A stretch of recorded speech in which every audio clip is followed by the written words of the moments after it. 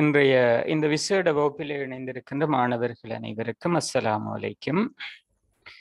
தொடராக நடைபெற்று வருகின்ற இந்த வகுப்புகளிலே தற்பொழுது நாங்கள் தரம் 10 4வது அலகிற்கு கடந்த புதன்கிழமை நெருங்கி இருந்தோம். அதில் முதலாவது வகுப்பு புதன்கிழமை நடைபெற்றிருந்தது. வியாழன் இந்த வகுப்பு நடைபெற முடியாமல் போயிருந்தது, அறிவிக்கப்பட்டிருந்தது. அதனுடைய தொடர்ச்சியாக இன்றைய தினம் நாங்கள் அந்த அலகினுடைய 2வது வகுப்பிலே நாங்கள் இந்த இடத்திலே சந்தித்திருக்கின்றோம். எனவே அன்பான மாணவர்களே, இந்த இந்த குறிப்பிட்ட அலகுகள் தொடர்பான சில வினாக்கள் உங்களுக்கு அனுப்பி வைக்கப்பட்டிருக்கிறது. இது ஒரு சிறிய ஒரு அலகு. எனவே இவற்றை நாங்கள் வினாக்கள் மூலமாக சில விளங்க வேண்டிய பகுதிகளை விளங்கிக் கொள்ள வேண்டும். அந்த வகையில் இதில் முதல் ஒரு 5 MCQ வினாக்கள் தரப்பட்டிருக்கிறது. எனவே அதற்கான விடைகளை அவசரமாக 1 கெத்தின 2 கெத்தின 3 கெத்தின இவ்வாறு சாட்டில் நான் இப்போ ஒன் பண்றேன், அனுப்பி வைக்குமாறு அன்பாக கேட்டுக்கொள்கிறேன்.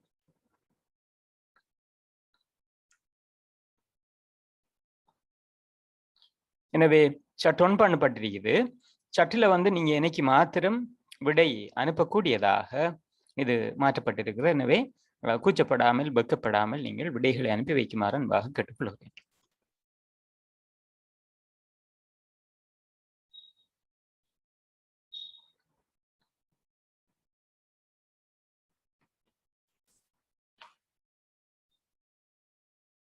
முதலாவது வினாக்களை செய்வதற்கு நேரம் வழங்கப்படுகிறது. விசையின் சர்வதேச அலகு என்ன என்று கேட்கப்பட்டிருக்கிறது. இதில் முதலாவது நாங்கள் பார்ப்போம் கிலோகிராம் திணிவினுடைய சர்வதேச அலகு, ஜூல் என்பது சக்தியினுடைய சர்வதேச அலகு, வேலை சக்தி இவற்றுக்கான சர்வதேச அலகாக அவற்றை பார்க்கிறோம். அடுத்ததாக நியூட்டன் என்பது விசையின் சர்வதேச அலகு. அடுத்ததாக பாருங்கள், W என்று தரப்பட்டிருக்கிறது. W என்பது வாட், வலுவின் சர்வதேச அலகு. எனவே தயவு செய்து பிரிண்டெடுத்த மாணவர்கள் இதில் எழுதி கொள்ளுங்க பக்கத்துல. கிலோகிராம் திணிவு, ஜூல் சக்தி, W நீங்க போடணும், வாட்டாக இருக்கிறது. வாட் அதாவது வலுவுக்கானது. அடுத்தது N என்பது நியூட்டன். எனவே இந்த நியூட்டன் உங்களுக்கு தெரியும், விசையினுடைய சர்வதேச அலகு. அதில் நீங்க பிரிண்ட் எடுக்காத மாணவர்கள் இவற்றை தயவு செய்து நோட் பண்ணிக்கொள்ளுங்க. ஒரு முக்கியமான ஒரு விடயம், பிரதானமான ஒரு விடயமாக இருக்கிறது, விளங்கிக் கொள்ள வேண்டிய விடயம். அடுத்தது 2வது வினாவிற்கான சந்தர்ப்பம் உங்களுக்கு வழங்கப்படுகிறது. விளையாட்டு காரின் திணிவு 600 கிராம். சந்திரனின் மீது அதன் திணிவு யாது? ஒரு நல்ல கேள்வி. விளையாட்டு காரின் திணிவு 600 கிராம் ஆகும். சந்திரனின் மீது அதன் திணிவு யாது? எனவே விடைகளை அனுப்பி வையுங்கள், பார்ப்போம்.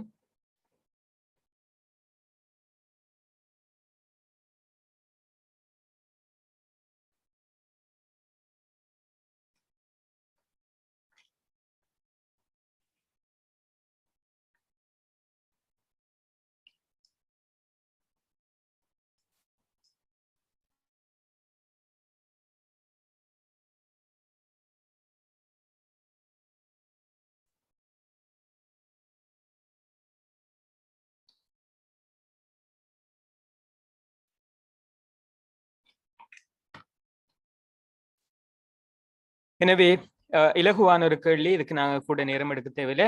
விளையாட்டு காரின் திணிவு 600 கிராம் சொன்னா திணிவுல மாற்றம் இல்லை. அது திணிவு சந்திரனாக இருக்கலாம், புதனாக இருக்கலாம், வெள்ளியாக இருக்கலாம். இந்த கோள்ல கொண்டு போய் வச்சாலும் அல்லது உபகோள்களை கொண்டு போய் வச்சாலும் அந்த திணிவு மாற்றம் அடைய போறதில்லை. திணிவு மாற்றம் அடையாது, அது ஒரு எண்ணிக்கணியம். எனவே திணிவு 600 கிராம் என்பது சந்திரனிலும் அதே திணிவு தான் இருக்கும். எனவே சந்திரனுடைய திணிவு 600 கிராம் என்பது 4வது விடையாக இருக்கும். 4வது விடையாக இருக்கும். இதுல சில நேரம் கேட்டு வரும், எப்படின்னு கேட்டா, சந்திரனில் அதனுடைய நிறையாது என்று கேட்கப்படும். அந்த சந்தர்ப்பத்தில் வேறு. நான் இப்ப உங்கள்கிட்ட கேட்டுக்கொள்கிறேன், விளையாட்டுக்காரர் திணிவு பூமியில் 600 கிராம், சந்திரனில் நிறையாது. இதற்கான விடை என்ன? இதற்கான விடை என்ன? அதுக்கான விடை அனுப்புங்க பார்ப்போம்.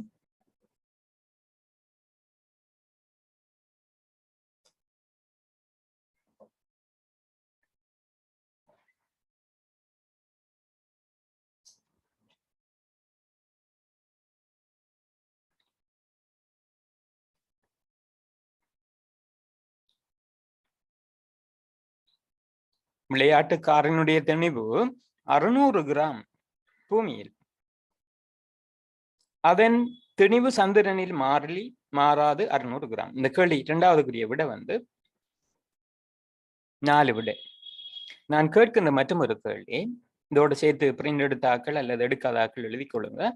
600 கிராம் திணிவுடைய ஒரு கார் திணிவு பூமியில 600 கிராம். அது சந்திரனில் அதனது திணிவியாது, அதனது நிறையாது. நான் ஒரு கேள்வியாக கேட்கிறேன். இதுல முதலாவது, சந்திரனில் நிறையை பார்ப்பதற்கு முதல் நீங்க பார்க்க வேண்டியது பூமியில் அதன் நிறையாது. 1000 கிராம் என்பது 1 கிலோகிராம். 1 கிலோகிராமினுடைய நிறை 10 நியூட்டன்.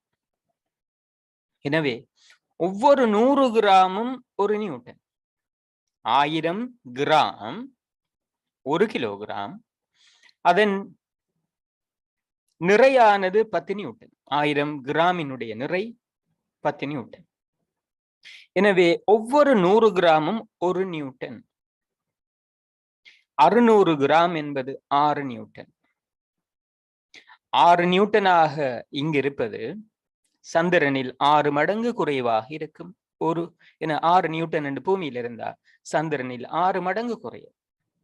6 மடங்கு குறைவாக அது என்ன செய்யும்? புவியீர்ப்பு விசையை கொண்டிருக்கும். எனவே இங்கே 6 நியூட்டன் என்று இருப்பது அங்கு 1 நியூட்டன் என்று காட்டும். எனவே பல மாணவர்கள் சரியான விடையை அனுப்பி வைத்திருக்கிறீர்கள். எனவே அன்பான மாணவர்களே, இலகுவான விடயங்கள் இவை. இதுல நாங்க பிளவிடக்கூடாது. எனவே இதுல பாருங்க, சொன்ன விடயத்தை மீண்டும் ஒரு முறை ஞாபகப்படுத்துகிறேன். இந்த அலகில் இருக்கின்ற விடயம்தான் திணிவு நிறை எனப்படுகின்ற ஒரு பிரதானமான விடயம் இருக்கிறது. W சமன் mg என்று நாங்க பார்ப்போம். W சமன் mg, நிறை சமன் திணிவு தர புவியீர்ப்பு ஆர்முடுகள். எனவே இதில் இருக்கின்ற இந்த திணிவானது கிலோகிராமில் இருக்கும், கிராமில் இருந்தா. எனவே நாங்க என்ன செய்வோம்? 600 என்பதை கிராமில் இருக்குது கிலோகிராமுக்கு மாற்றுவோம். 0.6 அது நாங்க 10ஆல பெருக்குவோம். எனவே இந்த மூடுபூச்சியங்களும் இந்த மூடுபூச்சியமும் சுருக்கப்பட எங்களுக்கு விடையாக 6 நியூட்டன் என்று கிடைக்கும். எனவே 600 கிராம் எனப்படுகின்ற இந்த திணிவு பூமியில் 6 நியூட்டன். இந்த 6 நியூட்டன் ஆனது சந்திரனில் அதனுடைய நிறை பார்க்கப்படுகின்ற போது 6 மடங்கு குறைவாக இருக்கு. எனவே 6 நியூட்டன் 1 நியூட்டன் என்று சந்திரனில் தரப்படும். அடுத்த வினாவிற்கு போவோம். 3வது வினா. படத்தில் காட்டப்பட்டுள்ள இயக்கம் தொடர்பான விதி. ஒவ்வொரு தாக்கத்துக்கும் சமனும் எதிருமான மறுதாக்கம் உண்டு என்பது இலகுவான ஒரு விதி. இது நியூட்டனுடைய 3வது விதியாக நாங்கள் பார்க்கிறோம். ஒரு பந்தை நாங்கள் ரப்பர் பந்தை சுவரில் எறிஞ்சோம்னு சொன்னா அது திரும்பி வரும். அதே போல ஒரு பலூனை நாங்க அதோட வாயை நாங்க திறந்து விடுகின்ற போது வெளியேறும் திசைக்கு எதிரான திசையில் அது அசையும். ஒரு துடுப்பு, அந்த துடுப்பை நாங்கள் தண்ணியில் அடிக்கின்ற திசைக்கு எதிரான திசையில் அந்த படகு அசையும். ஒரு நீச்சல் வீரர் தனது கையினால் அவர் கொடுக்கின்ற விசைக்கு எதிரான திசையில் அவர் அசைவார். இது நியூட்டனின் 3வது விதி தொடர்பாக நாங்கள் பார்த்திருக்கின்றோம். எனவே அந்த வகையில படத்தில் இருப்பது எக்ஷனுக்கான ரியாக்ஷன். எனவே இது நியூட்டனுடைய 3வது விதி. ஒவ்வொரு தாக்கத்துக்கும் சமனும் எதிருமான மறுதாக்கம் உண்டு. 4வது வினாவை பாருங்கள். தொடுகையில் இருக்கும் கரடான மேற்பரப்பை கொண்ட இரு பொருட்களுக்கிடையே எல்லை உராய் விசை தங்கிராத காரணி. இது உராய் விசை என்ற ஒரு பாடம் இதுக்கு பிறகு இருக்கின்ற அடுத்த பாடத்துல பார்க்க இருக்கிறோம். இருந்தாலும் உங்களுக்கு தெரியும், உராய் விசை பிரதானமாக 3 விடயங்களை நாங்க பார்ப்போம். அதுல 2 விடயத்துல தங்கி இருக்கும், 2ல 1ல தங்கி இருக்காது. மேற்பரப்பின் தன்மையில தங்கி இருக்கும், அதே மாதிரி செவ்வன் மறுதாக்கத்தில் தங்கி இருக்கும், மேற்பரப்பின் பரப்பளவில் தங்கி இருக்க மாட்டாது. ஓகே, மேற்பரப்பின் பரப்பளவில் தங்கி இருக்க மாட்டாது. அந்த வகையில இதுல பாருங்க, மேற்பரப்பின் பரப்பளவு விடயம் தரப்படவில்லை. தொடுகின்ற பரப்பின் தன்மை என்பது இயல்பு, எனவே அது சரியானது, தங்கி இருக்கும். கரடான மேற்பரப்பில் உராய் விசை அதிகமாக இருக்கும். அதே போன்று ஒரு மேற்பரப்பு இருக்கிறது, ஸ்மூத்தாக இருக்கிறது, கரட்டுத்தன்மை குறைவு, எனவே அங்கே உராய்வு குறைவாக இருக்கும். இதுக்கு நாங்க மணல் கடதாசிகளை பயன்படுத்தி இதற்கான பரிசோதனை செய்யப்படும். மணல் கடதாசி என்பது சேண்ட் பேப்பர், கடையில நாங்க வாங்கக்கூடியது. இவற்றை பயன்படுத்தி நாங்க இவற்றை செய்து கொள்ள முடியும். அடுத்ததாக பாருங்க, இதில் இருப்பது செவன் மறுதாக்கம் தாக்கம் செலுத்தும். புவியீர்ப்பு ஆர்முடுகளில் செவ்வன் மறுதாக்கம் தாக்கம் செலுத்துவதனால் புவியீர்ப்பு ஆர்முடுகளை நாங்க எடுத்துக்கொள்வோம், செல்வாக்கு செலுத்துகின்ற காரணியாக எடுத்துக்கொள்வோம். மேற்பரப்பின் வடிவம் தாக்கம் செலுத்தாது. மேற்பரப்பினுடைய வடிவம் தொடர்பாக நாங்கள் பார்க்கின்ற போது, அல்லது மேற்பரப்பின்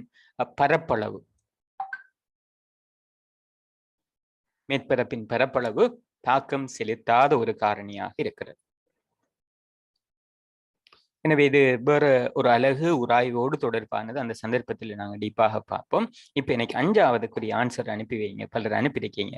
உந்தம் சமன் தெளிவு தர வேகம். எனவே இது ஏற்கனவே லாஸ்ட் புதன்கிழமை வகுப்பிலையும் பார்த்திருந்தோம். உந்தம் சமன் தெளிவு தர வேகம். எனவே தெளிவை நாங்க வேகத்தால பெருக்கோணும், தெளிவதால பெருக்கோணும், வேகத்தால பெருக்கோணும். எனவே தெளிவை வேகத்தாலே பெருக்குவோம். என்ன வரும் என்று பார்ப்போம். உந்தம் சமன் தெளிவு தர வேகம்.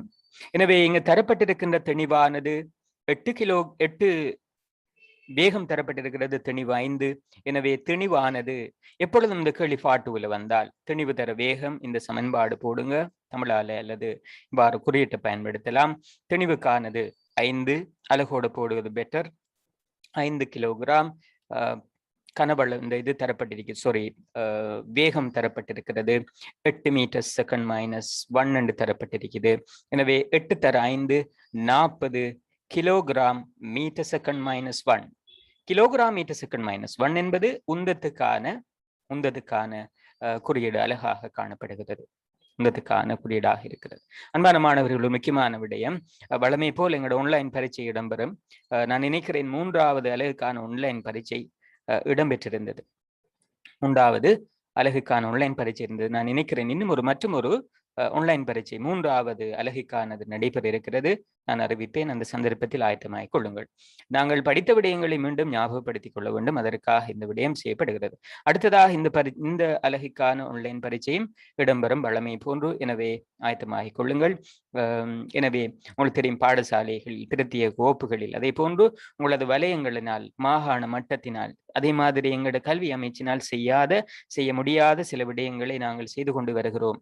இதுல பல மாணவர்கள் நீங்கள் இணைந்து கொண்டதற்கான காரணமாகவும் அது இருக்கிறது. பல்வேறுபட்ட வினாக்கள் அனுப்பி வைக்கப்படுகிறது, வினாக்கள் வழங்கப்படுத்தப்படுகிறது, தியரி பகுதிகள் வழங்கப்படுத்தப்படுகிறது. அதே போல ஆன்லைன் மூலமான பரீட்சைகள் இடம்பெறுகிறது. இந்த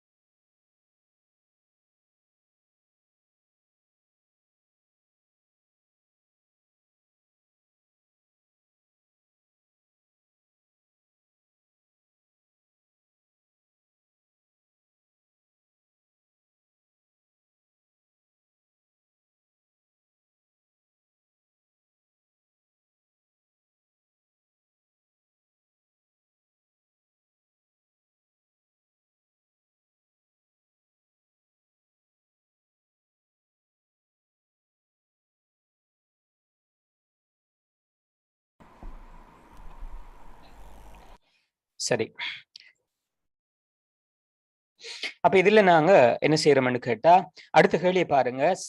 சரியாயின் சரியெனவும் பிழையாயின் பிழையெனவும் எழுதுக. முதலாவது, தொடுகை பரப்புகளுக்கிடையே உண்டாகும் உயர்ந்தபட்ச உராய் விசை எல்லை உராய் விசை எனக்கு தரப்படுகிறது. இது உராய்வோடு தொடர்பான சில கேள்விகள் இதில் இருக்குது.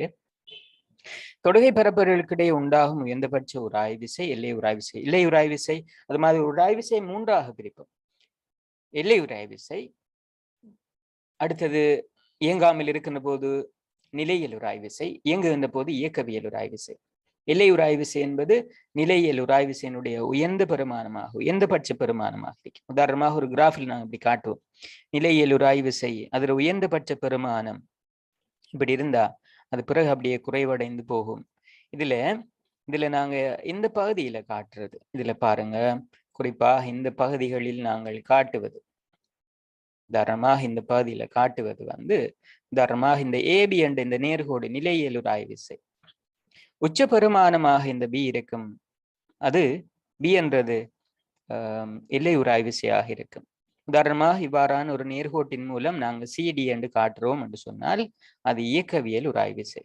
எனவே ஏபி என்ற இந்த நேர்கோடு, ஏபி என்ற நேர்கோடு நிலையியல் உராய் விசை, விசையை கூட்ட நிலையியல் உராய் விசை கூடும். ஒரு கட்டத்தில் அது பி என்ற பெருமானத்தை அடையும்.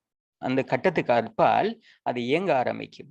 அடுத்ததாக சிடி என்ற பெருமானம், அந்த பெருமானம் எல்லை உராய் விசையை விட குறைவாக இருக்கும். அந்த பெருமானத்தை நாங்க இயக்கவியல் உராய் விசை என்று சொல்வோம். எனவே ஆக உயர்ந்தபட்ச பெருமானம் எல்லை உராய் விசை என்பது சரியான கூற்றாக இருக்கிறது. அடுத்தது உந்தமானது பொருளினதும் பொருளின் திணிவினதும் அதன் நிறையினதும் பெருக்கமாகும் என்பது பிழையான விடயம். நாங்கள் திணிவதால பெருக்குவோம், வேகத்தால பெருக்குவோம். எனவே இந்த கூற்று பிழையான கூற்று. அடுத்தது கடல் மட்டத்திலிருந்து மேல் நோக்கி செல்லும் புவியீர்ப்பு ஆறுமுடுகள் கூடுகிறது. புவியீர்ப்பு ஆறுமுடுகள் தொடர்பாக இங்கே பேசப்படுகிறது. எனவே புவியீர்ப்பு ஆறுமுடுகள் தொடர்பாக நாங்கள் பார்த்தோம்னு சொன்னா, புவியீர்ப்பு ஆறுமுடுகள் உங்களுக்கு தெரியும். இந்த இடத்துல உதாரணமாக ஒரு 10 மீட்டர்ல இருக்குது, ஒரு 5 மீட்டர்ல இருக்குது. ஓகே, இந்த மீட்டர்கள் இது உயரங்கள் மாறுபடுகின்ற சந்தர்ப்பத்தில் புவியீர்ப்பு ஆறுமுடுகள் மாறாது. அதுக்கு ஒரு மாறிலியான ஒரு பெருமானம் இருக்கிறது. புவியீர்ப்பு ஆறுமுடுகளானது ஜி என்ற மாறிலி பெருமானத்தை கொண்டிருக்கிறது. நியமமாக இது ஜி சமன் 10 என்று பயன்படுத்துகிறோம். இதில் உண்மையான பெருமானம் 9.8 இருக்குது. நியமமாக கணிப்பீடுகளுக்கு நாங்க இவற்றை பயன்படுத்துகிறோம். எனவே கடல் மட்டத்திலிருந்து மேல் நோக்கி செல்லும் போது புவியீர்ப்பு ஆறுமுடுகள் கூடுகிறது என்பது தெளிவான பிழையான விடையாக இருக்கிறது. அடுத்தது நடத்தல் செயற்பாட்டுக்கு உராய் விசை அவசியமன்று என்பது பிழையானது. ஏன்னு சொன்னா உங்களுக்கு தெரியும், எங்களோட பாதத்தில ரேகைகள் இருக்கிறது, கால் பாதங்கள்ல கையில ரேகைகள் இருக்கிறது. இந்த ரேகைகள் இல்லை என்று சொன்னால், அல்லது நாங்க நடக்கின்ற சந்தர்ப்பத்தில நாங்க ஏதாவது ஒரு எண்ணெயில கால வைக்கிறோம், அல்லது தண்ணியில கால வைக்கிறோம், அல்லது ஒரு வாழை தோளில் கால வைக்கிறோம், அந்த சந்தர்ப்பத்தில் எங்களால நடக்க முடியாது, நாங்கள் வழுக்கி கொண்டு விழுவோம், அங்கே உராய் விசை இல்லை. எனவே நடப்பதற்கு கட்டாயம் உராய் விசை இருக்க வேண்டும். எமது பாதத்தில் இருப்பது போது பாதணிகளிலும் இருக்கும். சில நேரம் இந்த பாதணி எங்களோட பாட்டா, சில நேரம் நாங்க என்ன செய்யறோம், எங்களோட ஸ்லீப்பர்ஸ் அதுல கீழே இருக்கின்ற இந்த தவாளிப்புகள் சில நேரம் அற்று போயிருக்கும். அதனை பயன்படுத்தி நடக்கின்ற போது சில நேரம் நாங்க வழுக்கி விழுவோம். அது உராய்வு குறைக்கப்பட்ட சந்தர்ப்பமாக இருக்கும். உராய்வு இல்லாத அல்லது குறைக்கப்பட்ட சந்தர்ப்பங்களாக அவை காணப்படும். எனவே அன்பான மாணவர்களே, இலகுவான விடயங்களாகத்தான் இந்த கேள்விகள் வருகிறது. அதுவும் குறிப்பாக கொரோனாவால் பாதிக்கப்பட்டிருக்கின்ற இந்த காலப்பகுதியில் வருகின்ற வினாக்கள் மிகவும் எளிமையான வினாக்களாக இருக்கும். எனவே இவ்வாறான எளிய விஷயங்களை நாங்க சரியாக விளங்கிக் கொள்ள வேண்டும். எனவே நடத்தல் செயற்பாட்டுக்கு உராய் விசை அவசியம் அன்று என்பது பிழையானது. கட்டாயம் நடப்பதற்கு உராய் விசை வேணும். அதாவது உராய் விசை பல இடங்கள்ல பயன்படுத்தப்படுகிறது. உதாரண தவாளிப்புகள் பாதணிகள்ல பயன்படுத்துறோம், டயர்கள்ல தவாளிப்புகள் இருக்கிறது, உராய் விசை பயன்படுத்தப்படுகிறது. மரம் ஏறுவதற்கு கயிறு பயன்படுத்தப்படும், உராய் விசை பயன்படுத்தப்படுகிறது. அதே மாதிரி கயிறு எனப்படுகின்ற இந்த ஒரு தொழிலாக இது செய்யப்படுகிறது. அங்க உராய் விசை இருப்பதனாலதான் இந்த கயிறு திரித்தல் நடைபெறுகிறது. எனவே இவ்வாறு பல சந்தர்ப்பங்களில் உராய் விசை பயன்படுத்தப்படுகிறது. நடத்தலுக்கு உராய் விசை தேவை. அடுத்ததாக பாருங்க, பொருளில் விசை பிரயோகிக்கப்படும். பொருளில் விசை பிரயோகிக்கப்பட்டாலும் சார்பு இயக்கம் நடைபெறாத சந்தர்ப்பத்தில் தாக்கும் உராய் விசை நிலையியல் உராய் விசை. எனவே இது உராய்வோடு சில கேள்விகள் இருக்கிறது பாருங்க. பொருளில் விசை பிரயோகிக்கப்பட்டாலும் சார்பு இயக்கம் நடைபெறாத சந்தர்ப்பத்தில் தாக்கும் உராய் விசை நிலையியல் உராய் விசை. ஒரு பொருளுக்கு நாங்க ஒரு மேசை, ஒரு சின்ன பிள்ளையை கூட்டிக்காந்து நாங்க மேசையை தள்ள வைக்கும், அந்த பிள்ளை விசை கொடுக்கும், ஆனா அந்த மேசை அசையாது. ஒரு பெரிய ஒரு மேசையாக இருக்கிறது, ஒரு சின்ன பிள்ளை தள்ளுகிறது, விசை வழங்கப்படும், ஆனால் அந்த மேசை அசையாது. அந்த சந்தர்ப்பத்தில் அங்கு பிரயோகிக்கப்படுகின்ற விசை பிரயோகிக்கப்பட்டும் அது அசையவில்லை, ஆனால் அந்த கால்களில் ஒரு உராய் விசை வழங்கப்பட்ட விசைக்கு எதிரான திசையில் தாக்கும் அந்த உராய் விசை நிலையியல் உராய் விசையாக இருக்கும். எனவே விசை வழங்கப்பட்டும் ஒரு பொருள் இயங்காமல் இருக்கின்ற போது வழங்கப்படுகின்ற உராய் விசை வந்து நிலையியல் உராய் விசை. எனவே இங்கு சொல்லப்படுகின்ற விடயம் சரியான கூட்டாக இருக்கிறது. எனவே இவற்றை புரிந்தெடுக்க முடியுமான மாணவர்கள் புரிந்தெடுத்துக் கொள்ளுங்க. புரிந்தெடுக்க முடியாதவர்கள் நான் இப்ப உங்களுக்கு ஒரு 3 டியூட் அனுப்பினேன். ஓகே, இந்த அலகு தொடர்பானது தயவு செய்து பிரிண்டெடுங்க, செய்து பாருங்க. பிரிண்டெடுக்க முடியாதவர்கள் தயவு செய்து இந்த ஆன்சர் என்ன செய்யுங்க, ஆன்சரை நோட் பண்ணி இன்னைக்கு அனுப்பி வைங்க. அப்படி விரும்பினாக்கள் இதை என்ன செய்யலாம், ஒரு கொப்பி ஒன்று வச்சுக்கொள்ளுங்க. ஓகே, ஒரு கொப்பியில் இந்த நாங்கள் யூனிட் 1, யூனிட் 2, யூனிட் 3 என்று கேள்விகள் தொடர்ச்சி அனுப்பி கொண்டே இருக்கோம். எனவே இதை நீங்கள் அழகாக ஒரு கொப்பியில் ஒரு தொகுப்பாக வினாக்கள தொகுப்பாக நீங்கள் எழுதி கொண்டு போகலாம். அழகாக வினாக்களினுடைய தொகுப்பாக எழுதி கொண்டு போகலாம். படிப்பதற்கு ஈஸியாக இருக்கும். இந்த பிசிக்ஸை நாங்கள் நோட்ஸை படிக்கிறதை விட கேள்வி நிறைய செய்யும் போது எங்களுக்கு மிகவும் பிரயோசனமாக இருக்கும். நோட்ஸ் வந்து ஒரு கொஞ்சம் தான், ஒரு 10-15 நிமிஷத்துல நோட்ஸ் வந்து என்ன சிம்பிளான விஷயம். ஆனா கேள்விகளை நாங்கள் நிறைய என்ன செய்ய வேண்டும். எனவே அதற்காக இந்த நேரங்களை சரியாக பயன்படுத்தி கொள்ளுங்கள். வழங்கப்படுகின்ற வேலைகளை சரியாக செய்யுமாறு அன்பாக கேட்டுக்கொள்கிறேன். அடுத்தது இந்த அட்டவணைக்கு போவோம். இந்த அட்டவணையில பாருங்க, எனக்கு நான் நம்பர் 1 போடுறேன். அந்த நம்பருக்கு விட அனுப்புங்களா. 1, இது 2, சரி, இதை ஏபிசின்னு போடுவோம். ஏ பி, மற்றது இது சி, இது டி, இது இ. இப்ப விடை அனுப்புங்க பார்ப்போம். ஏக்கு என்ன, பிக்கு என்ன, சிக்கு என்ன, டிக்கு என்ன, இக்கு என்ன, இவ்வாறான இந்த நான் 5 எழுத்துக்களையும் என்ன பொருத்தமான ஆன்சர் என்னன்னு பார்ப்போம். நியூட்டன்ட 2வது விதி சொல்லுது என்னன்னு சொன்னா, ஒரு பொருளில் ஏற்படுத்தப்படுகின்ற ஆர்முடுகலானது அந்த பொருளில் பிரயோகிக்கப்படுகின்ற விசைக்கு நேர் வித சமன். சமநிற என்ன சமப்படுத்தா விசைக்கு நேர்வித சமன். அதே நேரம் அந்த ஆர்முடுகள் வந்து திணிவுக்கு நேர்மாறு வித சமன். இந்த ரெண்டையும் வச்சு நாங்கள் ஒரு சமன்பாடு உருவாக்கியிருப்போம். எஃப் சமன் எம்ஏ நியூட்டன் 2வது விதியின் அடிப்படையாக கொண்டு இது உருவாக்கப்பட்டிருக்கு. எனவே எஃப் சமன் எம்ஏ எனப்படுகின்ற இந்த சமன்பாடு விசை சமன் திணிவு தர ஆர்முடுகள். நாங்க நேரத்தோட பார்த்தோம், திணிவை வேகத்தால பெருக்கிறது உந்தம். திணிவை வேகத்தால பெருக்கிறது உந்தம், அது வேற. இப்ப நாங்க திணிவு ஆர்முடுகளால் பெருக்கிறோம். திணிவை ஆர்முடுகளால் பெருக்கப்படுகின்ற போது பெறப்படுகின்ற கணியம் வந்து விசை என அழைக்கப்படும். எனவே இதுல நான் கேட்பது ABCD. எனவே இந்த கணியங்களுக்கான பெருமானங்களை காண வேண்டும். அந்த வகையில் இதுல பார்ப்போம். ஏற பெருமானத்தை பார்ப்போம். உங்களுக்கு தெரியும், இதுதான் எஃப் என்ன. அப்ப எஃப் சமன் எம்ஏ இப்படி நாங்க சும்மா போட்டு காட்டினால், எனவே 4 தர 2 8 அந்த பெருமானம் இங்க வரணும். எனவே இது 8 நியூட்டனாக இருக்கும். இந்த ஏண்ட பெருமானம் 8 நியூட்டன். மேலுக்கு நியூட்டன் இருக்கத்தால் 8 விடய மாத்திரம் என்ன செய்வீங்க, எழுதுவீங்க. அடுத்ததாக பாருங்க இலகுவான மற்றும் ஒரு விடயம். இங்க 50 தந்திருக்காங்க. 50 விட வரணும்னு சொன்னா இந்த 10 கூட இதை பெருக்கணும். எஃப் சமன் எம்ஏ என்ன, எஃப் சமன் எம்ஏ. அப்ப இந்த விடயங்களுக்கு கிடைக்க பெற வேண்டுமா இருந்தால் நிச்சயமாக இவ்விடத்து ஒரு 5 இருக்கும். 5 இருக்கும். எனவே 5 தர 10 50 இருக்கும். எனவே இந்த விட வந்து 5 கிலோகிராம் போடுத்து ஆல்ரெடி மேலே தந்துட்டான். 5 தர 10 அப்ப 5 அதுக்குரிய பெருமானம் பி வந்து 5 இருக்கும். அடுத்தது பாருங்க, அடுத்தது இலகுவான மற்றும் ஒரு கேள்வி. 30 தரப்பட்டிருக்குது. 30 விட வரணும்னு சொன்னா எஃப் சமன் எம்ஏ, இது எம் தரப்பட்டிருக்குது. என்ன பெருமானம் வரணும், நிச்சயமாக 5 வரணும். 6 5 30. எனவே அதுக்கு இலகுவானது. இப்ப பார்ப்போம் இந்த 2வது உங்களோட விட இந்த இது டிக்கு வந்து பிழை. நிறைய பேரை விட வந்து பிழை. டிக்கு என்ன விட, ஈக்கு என்ன விடன்னு பார்ப்போம். டிக்கு என்ன விட வரும், ஈக்கு என்ன விட வரும்னு பார்ப்போம். சரியா, விட அனுப்புங்க பார்ப்போம். டீரை விட என்ன வருது, அதே மாதிரி இந்த இதுரை விட என்ன வருதுன்னு பார்ப்போம். அனுப்புங்க. ஓகே, இப்ப இலகுவான ஒரு விஷயம் தான் நாங்க பிரதியிட்டு பார்ப்போம். இதுல எங்களுக்கு தரப்பட்டிருக்குது எஃப் சமன் எம்ஏ. டியை பார்ப்போமா, டிஸ் எஃப் சமன் எம்ஏல நாங்க என்ன செய்யறோம், போடுறோம். இதுல நாங்க இப்படி செய்து பார்ப்போம். சில நேரம் இது உங்களுக்கு கன்ஃபியூஸ் ஆகும். ஸோ ஒயிட் போர்ட் யூஸ் பண்ணுவோம்.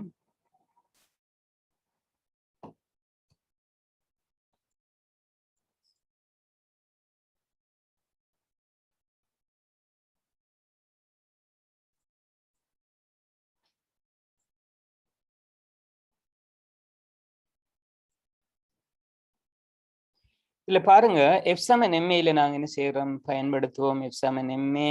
இதுல எங்களுக்கு இதுக்கு 2 தாராங்க, இதுக்கு 250 தரப்படுது. சரியா? ஏற பெருமானத்தை காணணும். எழுவாய் மாற்றம் செய்யுங்க. எழுவாய் மாற்றம் செய்தால் 2 250. நாங்க சின்ன வயசுல படிச்சிருக்கோம், கீழுக்கு ஒரு 1000 மாத்துறது லேஸ், அப்பதான் எங்களுக்கு இலகுவாக வரும். எனவே இது 4 பெருக்குவோம், மேலுக்கு ஒரு 4 பெருக்குவோம், இலகுவான பெருக்கலாக இருக்கும். எனவே இதை விட மேலுக்கு 8 கீழுக்கு 1000 வரும். எனவே இதை சுருக்கி எடுத்தோம்டா 0.008. அது 6 முடுகள் மீட்டர் செகண்ட் -2 ஆக இருக்கு. பாருங்க 2 தரப்பட்டிருக்குது, இது 2 அட்டவணையில தரப்பட்டிருக்குது. ஓகே, அடுத்தது இவ்வாறு தரப்பட்டிருக்குது. புவியீர்ப்பு முடுகளை நாங்கள் காணும். எனவே 6 முடுகளை எழுவாய் மாற்றம் செய்வோம். செஞ்சோம்னு சொன்னா 2 250 கிடைக்கும். எனவே இதுல நான் மேலுக்கும் கீழுக்கும் பகுதி எண்ணையும் தொகுதி எண்ணையும் 4 பெருக்கிறேன். பெருக்கினா 8 வரும்.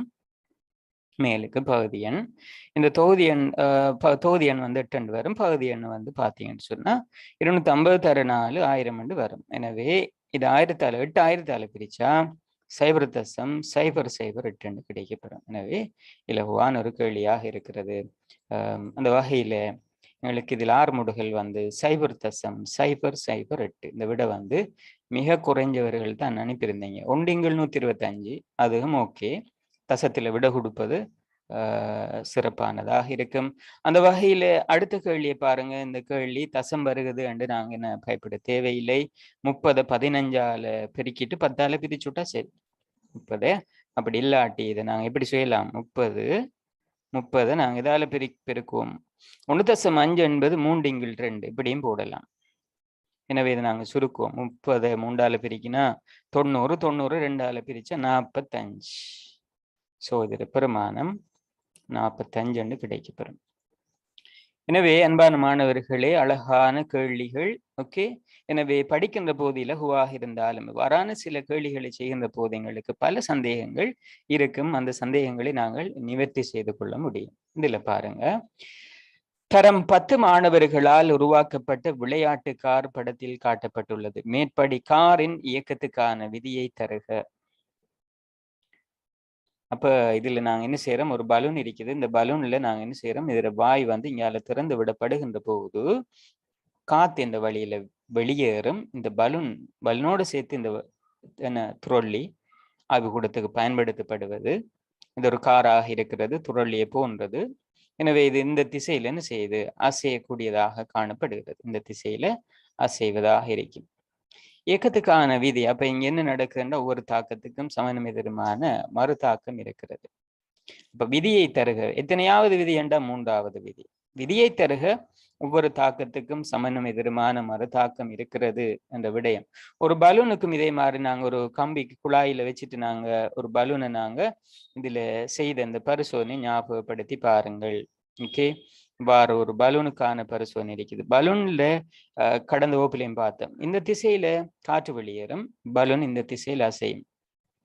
இதுல கேட்கதும் அப்படியானதுதான். விளையாட்டுக்காரன் இயக்க திசையை குறிக்கும் ஆங்கில எழுத்து ஏ திசையில போகுமா பி திசையில? காத்து ஏ திசையில வெளியேறும், இந்த குறிப்பிட்ட காரானது இந்த திசையில இயங்கும். எனவே பி திசை. இவ்வாறான பல கேள்விகள் வருகிறது, நான் தொடர்ந்து வருது. எனவே உங்களுக்கு இந்த வருடம் அதுக்கு அடுத்த வருடம் வருகின்ற பரீட்சை வினா தாள்கள் சற்று இலகுவானதாக இருக்கும், சிம்பிளானதாக இருக்கும். எனவே சிம்பிளான இந்த விஷயங்கள் சில நேரம் உங்களுக்கு ஞாபகப்படுத்தப்படலை, கேள்வி செய்யப்படலை என்று சொன்னா மறந்துவிடும். எனவே இது சிறப்பாக இருக்கும் இந்த வினாக்கள். இதுல பாருங்க, கீழே காட்டப்பட்டுள்ள செயற்பாடுகளுக்கான இயக்க விதிகள். கரத்தட்டை சுண்டி விடுதல் என்பது உங்களுக்கு தெரியும். ஓய்வில் இருக்கின்ற ஒரு பொருளை நாங்கள் இயங்க செய்கிறோம். எனவே அங்க நாங்கள் ஒரு குறிப்பிட்ட ஒரு விஷயம் ஒன்று வழங்குகிறோம். எனவே அது நியூட்டன் 1வது விதியோடு தொடர்பானது. எனவே நியூட்டன் 1வது விதி, ஒரு பொருள் இயங்கு என ஓய்வில் இருக்கின்ற ஒரு பொருளை நாங்கள் இயக்க செய்கிறோம், உராய்வு செய்ய குறைகிறது. எனவே இதனோடு தொடர்பானது உங்களுக்கு தெரியும். இது கரம்போடு தொடர்பான நியூட்டன் 1வது விதியோடு. ஓய்வில் உள்ள வாகனத்தை தள்ளுதல். ஓய்வில் இருக்கின்ற ஒரு வாகனம் இருக்கிறது, இந்த வாகனத்துக்கு நாங்கள் என்ன செய்யறோம், ஒரு 6 முடுகள் உண்டு நாங்கள் என்ன சொல்லணும், வழங்கணும். ஒரு 6 முடுகள் உண்டு வழங்கினால்தான் அது என்ன செய்யும், இயக்கத்தை பெற்றுக்கொள்ளும். எனவே ஓய்வில் உள்ள ஒரு வாகனத்தை இயங்க செய்தல் என்பது ஒரு 6 முடுகள் வழங்கப்படும். எஃப் சமன் எம்ஏ. F சமன் MA எனப்படுகின்ற இந்த விதிக்கு ஏற்பது என்ன செய்யப்படுகிறது, இயங்க செய்யப்படுகிறது. ஓகே, எனவே இரண்டாவது விதிக்கானதாக இருக்கும். ஆசனப்பட்டி உள்ள வாகன சாரதி. அப்ப ஆசனப்பட்டி அணிதல். அடுத்தது வாகனத்தில் இருக்கின்ற ஒரு வீரர் வந்து ஒரு ஒரு பயனை கொண்டு போய் என்ன செய்யறது, பிரேக் அடிச்சோன்னு முன்னுக்கு தூக்கி வீசப்படுவது. அதே மாதிரி ஒரு வாகனம் நிறுத்தப்பட்ட வாகனத்தை எடுத்தோன்னு பின்னுக்கு தூக்கி வீசப்படுவது, ஆசனப்பட்டி அணிவது. அடுத்தது இந்த கரத்தட்டு எனப்படுகின்ற கரம்போட்டில் நாங்க இந்த தட்டுக்களை சுண்டி விடுகின்ற இந்த விடயங்கள் எல்லாம் முதலாவது விதியோடு தொடர்பாக நாங்கள் பார்த்திருக்கின்றோம். முதலாவது விதியோடு தொடர்பான விடயங்களாக பார்க்கப்பட்டிருக்கிறது. எனவே இவை இதற்குள்ள நாங்க பார்க்க முடியும். சரி, இப்ப இதுல நாங்க என்ன செய்வோம், அடுத்த வினாக்களுக்குள்ள போவோம். எனவே இது வந்து முதலாவது விதி, இது வந்து இரண்டாவது விதியோடு தொடர்பானதாக நாங்கள் எடுத்துக்கொள்ளலாம். அடுத்ததாக பாருங்க, இந்த இரண்டாவது கேள்விக்கு உங்களுக்கு 600 ஒரு கிடையான மேசை ஒன்றின் மீது 600 கிராம் திணிவுள்ள மரக்குற்றி ஒன்று வைக்கப்பட்டுள்ளது. மரக்குற்றியின் நிறைய காண்க. விடையை அனுப்புங்க பார்ப்போம். விடையை அனுப்புங்கள் பார்ப்போம். நம்பர் தானே, நம்பரை மாத்திரம் அனுப்புங்க. ஒரு நம்பர் வரும். எனவே நிறை இதுக்கு முதல் நாம இந்த கேள்வியை சந்திச்சோம்னா 600 கிராம் ஆக இருக்குது. இதுல நிறைய காண்பதற்கு நிறைய மாணவர்கள் 600 நீங்க என்ன செய்வீங்க, 600 பெருக்கு வைங்க 10ஆல 1000ஆல பிரிக்க மாட்டேங்க. அவசரத்துல பல கெட்டிக்கார மாணவர்கள் அவசரத்துல பிரிக்க மாட்டேங்க. பிரிக்கணும். அது பிரிக்காட்டி பிள்ளை என்ன, இந்த கேள்விக்குரிய விட வந்து பிள்ளை. எனவே இதில் எதிர்பார்க்கப்படுவது முதலாவது சமன்பாடு. எனவே இதுல இந்த கேள்வி வந்தா முதல்ல நீங்க சமன்பாடு போடுவோம். W சமன் mg அல்லது நிறை சமன் திணிவு தர புவியீர்ப்பு ஆர்முடு இது போடுவீங்க. அதுக்கு அடுத்தது இந்த 600 கிராம் அதுக்கேற்ற மாதிரி இடவு தருவாங்க, பரீட்சையில தருவாங்க. இந்த பரீட்சையில இடம் இல்லாட்டியும் உங்களுக்கு பரீட்சையில இடம் தரப்படும். இது என்ன சொல்லணும், 1000ஆல பிரிப்பீங்க, திணிவு கிலோகிராமுக்கு மாத்திருக்கீங்க. அடுத்த புவியீர்ப்பு ஆர்முடு 10ஆல பெருக்கும். எனவே சமன்பாடு, பிரதியிடுதல், இறுதி விடை உங்களுக்கு தெரியும் 6 நியூட்டன் அலகோடு கொடுக்கும். எனவே இந்த 3 லைன் உதாரணமாக இதுக்கு 1 மார்க்ஸ், இதுக்கு 1 மார்க்ஸ், இது இறுதி விடையோடு இருந்தா 1 மார்க்ஸ். எனவே 3 மார்க்ஸ் வழங்கப்படுகின்ற போது இவ்வாறுதான் புள்ளிகள் பிரித்து வழங்கப்படும். எனவே சமன்பாடு, அடுத்ததாக பிரதியிடுதல், அதுக்கு அடுத்ததாக பிரதியிடப்பட்டு இறுதி விடை அலகோடு கொடுத்தல். கவனமாக இந்த விடயங்கள்ல கவனம் செலுத்தணும். இலகுவான விஷயம், புள்ளிகள் இழக்கக்கூடாது. அடுத்தது பாருங்க, மரக்குற்றியின் மூலம் மேசையின் மீது உணர்த்தப்படும் விசை மரக்குற்றியின் நிறைக்கு சமனாகும். அப்ப மரக்குற்றியின் மீது மேசை, அப்ப ஒரு மரக்குட்டியை நாங்க தூக்கி கொண்டு வச்சோம்னு சொன்னா அதுல ஒரு நிறையுண்டு தாக்கம், அந்த நிறைக்கு சமனான ஒரு மறு தாக்கம் இருக்கு. ஓகே, மறு தாக்கம். எனவே நிறை 6 நியூட்டனாக இருந்தால் மறு தாக்கம் 6 ஆனது, இது W ஆக இருக்கும், 6 ஆனது இவ்வாறு நேர்கோட்டில் நாங்கள் காட்டுவோம். அதுவும் 6 நியூட்டனாக இருக்கும். அது மறு தாக்கம் 6 என்ற எழுத்தால குறிப்பிடப்படும். எனவே அதுவும் ஒரு 6 நியூட்டன். ஓகே, மறுதாக்கம், செவ்வன் மறுதாக்கம் சமன் 6 நியூட்டன். மரக்குற்றி மேசை மீது கிடையாக இயங்குவதற்கு எதிராக மேற்பரப்பால் பிரயோகிக்கப்படுகின்ற விசை உராய் விசை என்று சொல்லப்படுகிறது. ஓகே, உராய் விசை. அப்ப இது கேள்வி இல்லை, இது வந்து கேள்வி இல்லை, அப்ப அந்த நம்பர் வராது. அடுத்தது பாருங்க, உருவில் விசையை உராய் விசையை உருவில் காட்டு. நாங்க இந்த திசையில விசையை கொடுத்தா உராய் விசை உங்களுக்கு தெரியும், இந்த 2 மேற்பரப்புக்கும் இடையில இந்த இடத்துல இருக்கும். எனவே இதை F காட்டிட்டு இந்த F என்னன்னு காட்டுவீங்க இடத்துல, F சமன் இது வந்து உராய் விசை என்று காட்டுங்க. இந்த F நீங்க என்னத்தை பிரயோகிச்சிருக்கீங்க, உராய் விசை. எனவே Fக்கு டேஷ் போட்டு உராய் விசை என்று காட்டுங்க. இல்லாட்டி உராய் விசை என்று தமிழால் எழுதலாம், இடத்துல எழுதலாம். எனவே இங்கால விசை கொடுக்கும். எனவே அந்த இயக்கத்துக்கு எதிரான திசையில தான் உராய் விசை இருக்கும். எனவே உராய் விசையோட திசை இந்த திசையில இருக்கும். அடுத்ததாக உராய் விசையில் செல்வாக்கு செலுத்தும் காரணி. நாங்க ஏற்கனவே பார்த்தோம், உராய் விசையில் குறிப்பாக அந்த உராய் விசை நாங்க சொல்லுவோம் இல்லை உராய் விசையில் செல்வாக்கு செலுத்தும் காரணிகள். அதுல 2 காரணி சம்மந்தப்படுகிறது. எப்பொழுதும் இந்த கேள்விகள் வருகின்ற போது இந்த கேள்விகள் எல்லாம் 3ஆக சேர்ந்தான் வரும். உதாரணமாக 3வது அலகு, 2வது அலகு நேர்கோட்டு இயக்கம், அதுக்கு அடுத்ததாக 4வது அலகு இந்த நியூட்டன் விதி, 5வது அலகு. ஓகே, இது பிறகு நாங்க பார்க்க இருக்கின்ற விளையில் விசை, விசைகள்ல சமநிலை, விசைகளினுடைய திருப்பம், இதெல்லாம் ஒரு மிக்ஸ் பண்ணி இந்த 6 அலகுகளும் மாறி மாறி வார வினாக்களாக இருக்கிறது. எனவே அவற்றை நாங்கள் கவனமாக படித்துக் கொள்ள வேண்டும். பல கேள்விகள் செய்யணும். ஓகே, இதுல பாருங்க, அடுத்ததாக உராய் விசையில் செல்வாக்கு செலுத்தும் காரணிகள் செவ்வன் மறுதாக்கம். அடுத்தது மேற்பரப்பின் தன்மை. செல்வாக்கு செலுத்தாத காரணி மேற்பரப்பின் பரப்பளவு செல்வாக்கு செலுத்தாது. மேற்பரப்பின் பரப்பளவு செல்வாக்கு செலுத்தாத காரணி. அடுத்ததாக அன்றாட வாழ்வில் நாம் பயன்படுத்தும் பொறிகளில் உள்ள பகுதிகள் ஒன்றுடன் ஒன்று தொடுகின்றமையினால் உண்டாகும் உராய்வினால் ஏற்படும் பாதகமான விளைவு. பொறிகள்ல உராய்விசை இருக்கத்தால் என்ன பாதகம் என்று கேட்கப்படுகிறது. என்ன பாதகம் என்று சொன்னா உங்களுக்கு தெரியும், பொறிகள் தேய்வடையும். அடுத்ததாக இதன் மூலமாக சக்தி, ஒளியாக வெப்பமாக சக்தி வீண்விரயம் ஏற்படும். பொறிகள் தேய்வடையும், சக்தி ஒளியாகவும் வெப்பமாகவும் சக்தி விரயம் ஏற்படும். இந்த 2 விடயமும் மிக பிரதானமானது. ஒரு பொறி தேய்வடையும், அதுக்கு அடுத்ததாக பிரதானமானது அந்த பொறியிலிருந்து சக்தி வெப்பமாகவும் ஒளியாகவும் சத்தமாகவும் வெளியேற்றப்படும்.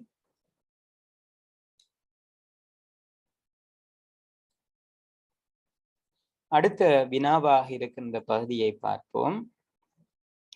வினா நாளில் குறிப்பிடப்பட்ட பாதகமான விளைவை குறைப்பதற்கு மேற்கொள்ளக்கூடிய உத்திகள் 2 தருக.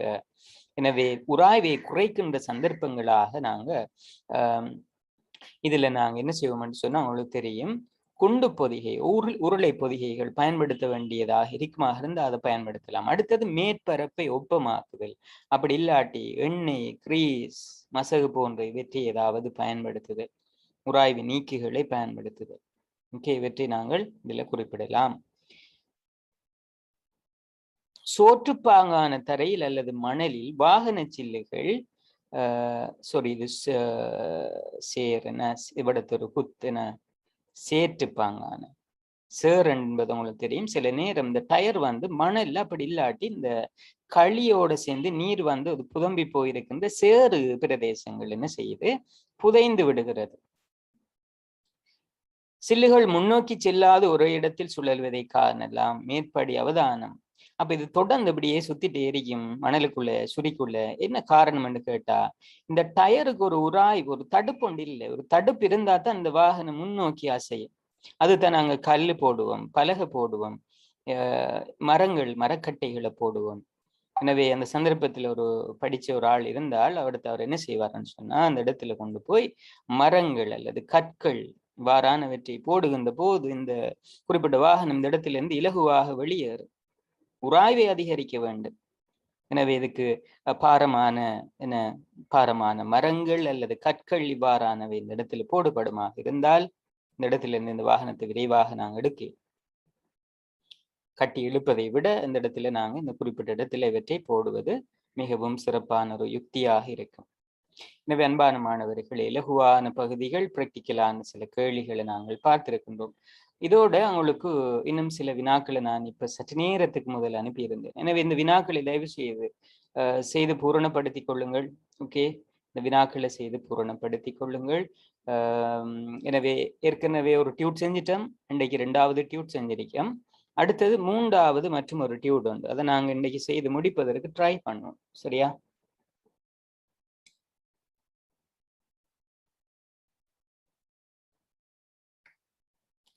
ஓகே, அப்போ உங்களுக்கு வழங்கப்பட்டிருக்கின்ற அந்த வினாக்கள்ல சில வினாக்களை நாங்க செய்து விட்டோம். அடுத்ததாக நாங்க இன்னும் சில வினாக்கள் இருக்கிறது, அவற்றையும் நாங்கள் செய்வோம். இந்த வகையில இந்த வினா உங்களுக்கு இப்ப கொஞ்சத்துக்கு முதல்ல அனுப்பி வைக்கப்பட்டது. இதை பாருங்க.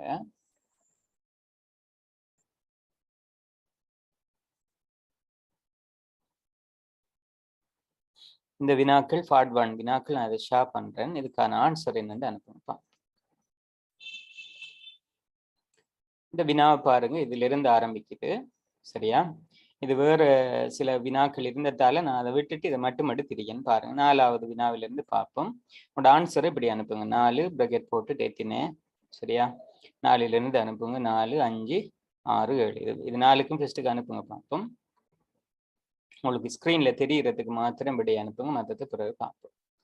சரி, 4வது கேள்வியை வாசிங்க, விடைகளை அனுப்புங்க.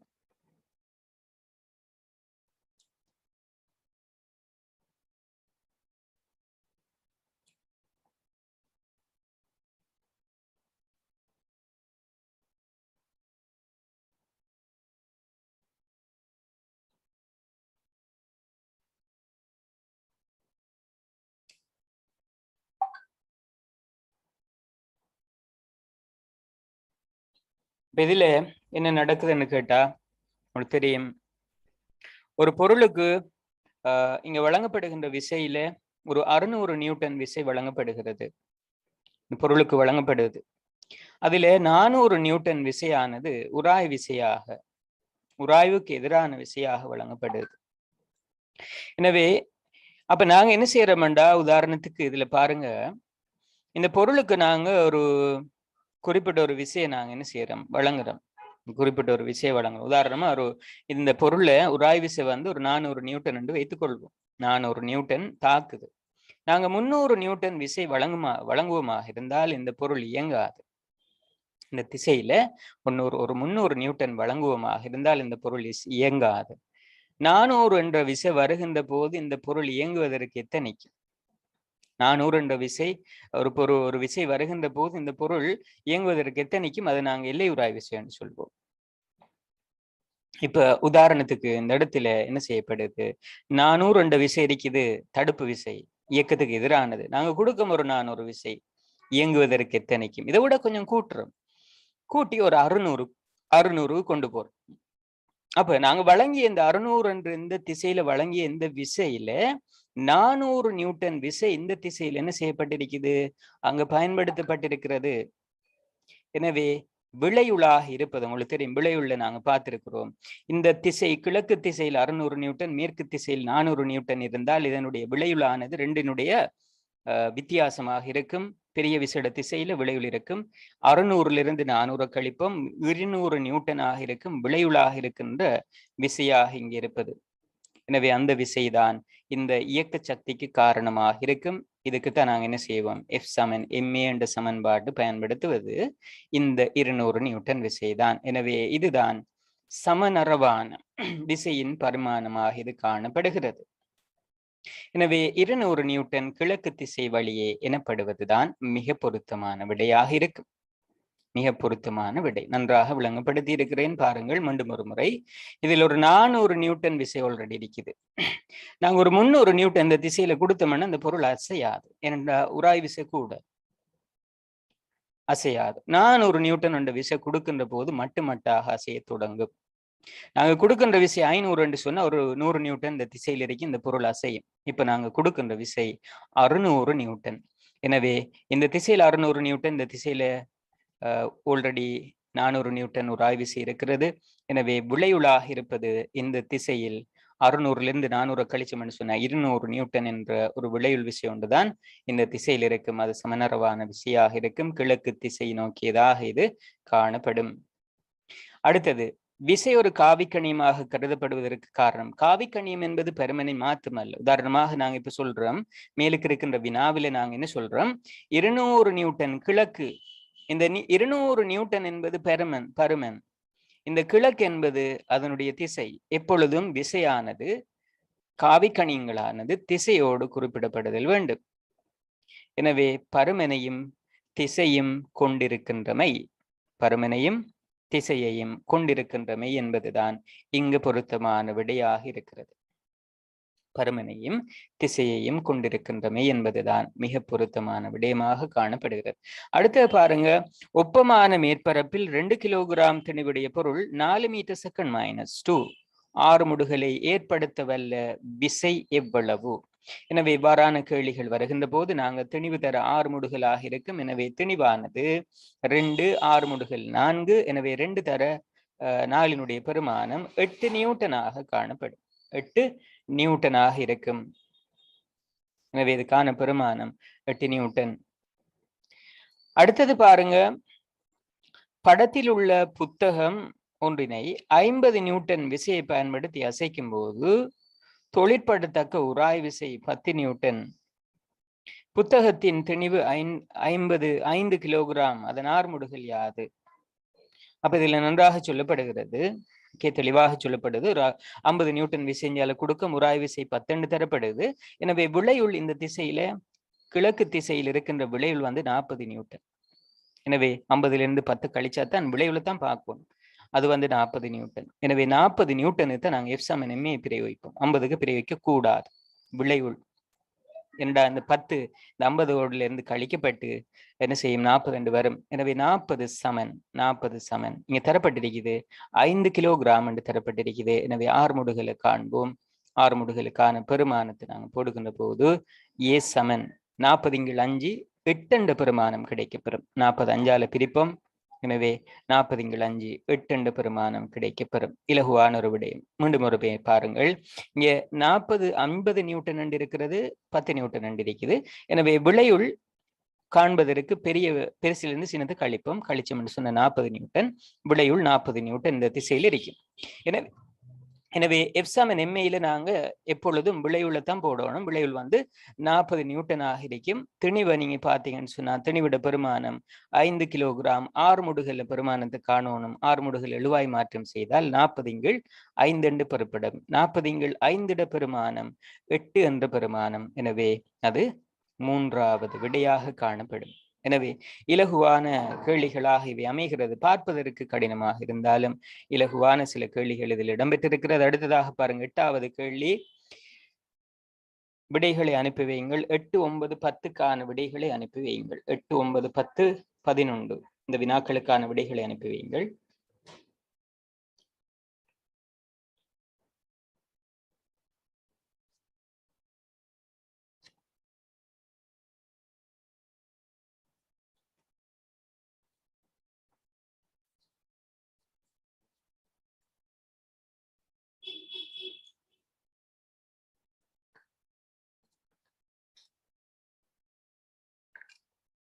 நியூட்டன் முதலாவது விதி உங்களுக்கு தெரியும். அது என்ன சொல்லுதுண்டா, ஒரு பொருள் ஒரு வேகத்துல இயங்கினா அதில் எந்த விசையும் தாக்கலண்டா அதே வேகத்தில் அது இயங்கும். ஒரு பொருள் ஓய்வில் இருந்தால் அதுல விசை தாக்கல் என்று அது தொடர்ந்து ஓய்வில் இருக்கு. எனவே ஓய்வில் இருத்தல், சீரான வேகத்தில் இயங்குதல், இந்த 2 விடயமும் தான் முதலாவது விதியில் என்ன செய்து சொல்லப்படுகிறது. எனவே இந்த ஓய்வில் இருக்கின்ற இந்த பொருளை இயங்குவதற்கு ஒரு விசை வழங்கணும். அதே மாதிரி இந்த வேகத்தை மாற்றுவதற்கு ஒரு விசை வழங்கும் என்பது இதிலிருந்து நாங்கள் விளங்கிக் கொள்கின்ற விடை. எனவே பொருள் ஒன்றின் புவியீர்ப்பின் இயங்குதல் என்பது இங்கு ஒரு ஆறுமுடுகள் இருக்கும். எனவே இது என்ன செய்யாது, எஃப் சமன் எம்ஏ என்ற அந்த 2வது சமன்பாட்டோடு தொடர்பானது. இங்கேயும் ஒரு ஆறுமுடுகள், புவியீர்ப்பு ஆறுமுடுகள் இருக்கும். நீர் இயங்குகின்ற போது ஒரு ஆறுமுடுகளோடு இயங்கும். எனவே சீரான வேகத்தோடு இயங்குகின்ற சந்தர்ப்பமாக தரப்படுவது இந்த இடத்தில் இருக்கிறது. சீரான வேகத்தில் ஒரு விமானம் பயணித்தால் அதே வேகத்தில் அது தொடர்ச்சியாக பயணம் செய்து கொண்டிருக்கும். எனவே இந்த விடயத்தை நாங்க விளங்கிக் கொள்ள முடியுமாக இருக்கிறது. எனவே இது பொருத்தம், மிக பொருத்தமாக இருக்கிறது. அடுத்தது பாருங்க, படத்தில் காட்டப்பட்டவாறு காற்றடைக்கப்பட்ட பலூன் ஒன்று பேனா குழாய் ஒன்றின் உதவியுடன் கம்பியில் இணைக்கப்பட்டு காற்று திறந்து விடப்படுகிறது. இதன் போது பலூன் காற்று வெளியேறும் திசைக்கு எதிரான திசையில் பயணிக்கிறது.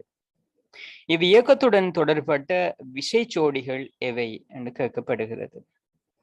அப்ப இதுல தாக்கமாக இருப்பது இது, மறு தாக்கமாக இருப்பது இது. தாக்கம் இந்த பலூனில் இருந்து வெளியேறுகின்ற வழியால நடைபெறுவது தாக்கம் பி. மறு தாக்கம் என்பது வழியால மாறி இந்த விசை வழங்கப்படும் கியூ என்ற விசை வழங்கப்படும். எனவே இங்கு வழங்கப்படுகின்ற விசைச்சோடிகள் என்பது பியும் கியூவுமாக இருக்கிறது. ஓகே, எனவே இது ஒரு நியூட்டன் 3வது விதியோடு தொடர்பானது. இதுல இந்த விடைகள் வார விடைகளை நீங்க என்ன செய்யலாம், ரிஜெக்ட் பண்ணியலும். பியும் கியூவும் வார விட மாத்திரம்தான் சரியானது. ஆர் வார விடையை ரிஜெக்ட் பண்ணுவோம் என்று சொன்னா இது வராது. எஸ் வார விடையை ரிஜெக்ட் பண்ணுவோம் என்று சொன்னா இது வராது. எனவே இந்த விட மாத்திரம்தான் பேலன்ஸ். இதை வச்சு நாங்க கண்டுபிடிக்க இயலும். அடுத்ததாக பாருங்க, பின்வரும் சந்தர்ப்பங்களில் உந்தம் பாதகமாக அமையும் சந்தர்ப்பம் ஏது? பின்வரும் சந்தர்ப்பங்களில் உந்தம் பாரிய கற்களை உடைத்தல், வாகன விபத்து நிகழ்தல், பலகையில் ஆணி அடித்தல், முளைக்குட்டி செலுத்தி மூலம் கொங்கிரீத்து தூண்களை இறுக்குதல். அப்ப உங்களுக்கு தெரியும், உந்தம் என்பது திணிவு தர வேகமாக இருக்கிறது. எனவே இதுல திணிவை கூட்டினா உந்தம் கூடும், வேகத்தை குறைச்சா வேகத்தை கூட்டினாலும் உந்தம் கூடும். அப்ப இதுல நாங்க பார்த்தோம்னு சொன்னா பாரிய கற்களை உடைத்தல் என்பது எங்களுக்கு பயன் இருக்கிறது. இதுல பயன் ஒன்று இருக்கிறது.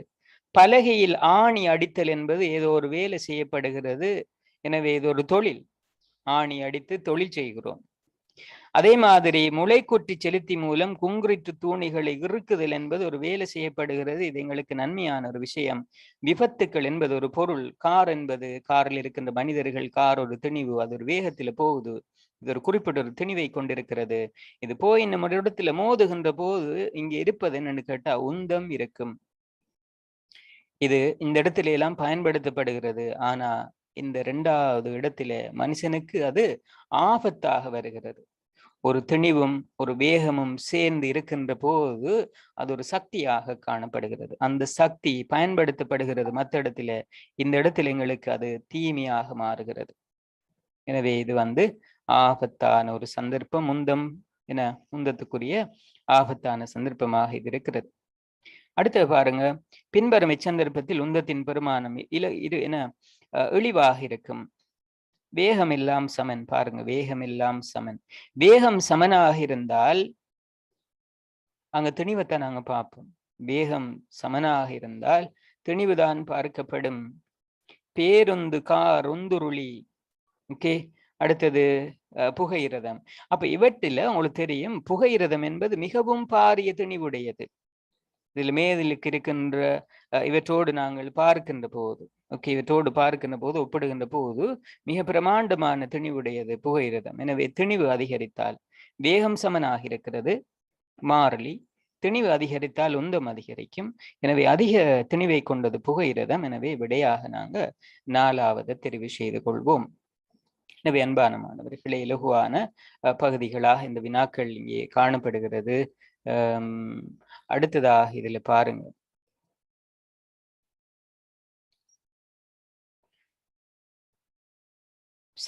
பின்வரும் சந்தர்ப்பங்களில் உந்தம் பாதகமாக அமையும் சந்தர்ப்பம் எது? கட்டட வேலைகளின் போது கற்களை உடைத்தல், வாகனங்கள் 2 விபத்துக்குள்ளாகுதல். இதற்கு நாங்க பார்த்த விஷயம் தானே, ஆல்ரெடி பார்த்துட்டு மேலுக்கு பார்த்திருக்கோம். அடுத்து பாருங்க 13.